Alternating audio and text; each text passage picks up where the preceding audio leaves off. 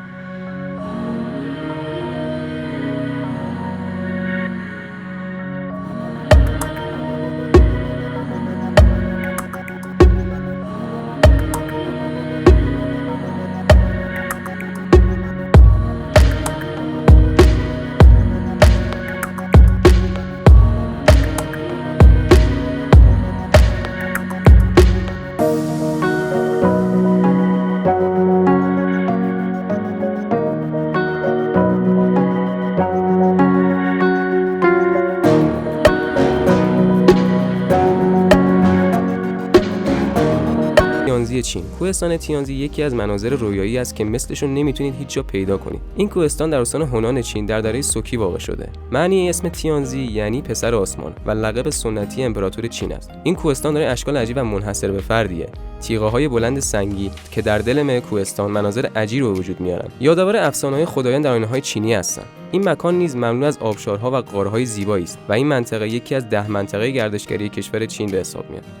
جزیره گربه‌ها در ژاپن. جزیره تاشیروجیما یکی از جزایر ژاپن که محل اقامت هزاران گربه است و با این ویژگی‌ها تونسته به یکی از جاذبه‌های دیدنی و عجیب غریب تبدیل بشه. ساکنان این جزیره در قرن 18 برای تولید پارچه از کرم ابریشم استفاده می‌کردند و چون موش‌ها کرم ابریشم می‌خوردن، برای همین گربه‌ها را به این جزیره آوردن. با افزایش گربه‌ها در این جزیره رفته رفته جمعیت انسان‌ها کمتر شد، به طوری که در 5 دهه اخیر انسان‌ها از 1000 نفر به 100 نفر کاهش یافت و در نهایت به جزیره گربه‌ها در ژاپن تبدیل شد. در این جزیره گردشگران با دوچرخه به گشت و گذار می‌پردازند و هتل‌های مختلف در این جزیره وجود دارد که به شکل گربه است. خطوط ناسکا در پرو. خطوط ناسکا مجموعه از خطوط هستند که در صحرای ناسکا در یک دشت واقع شده. این دشت 80 کیلومتر بین شهرهای ناسکا و پالیا در پرو کشیده شده. این خطوط توسط فرهنگ ناسکا 200 سال پیش از میلاد درست شده، 100 تا شکل منحصر به فرد وجود دارد.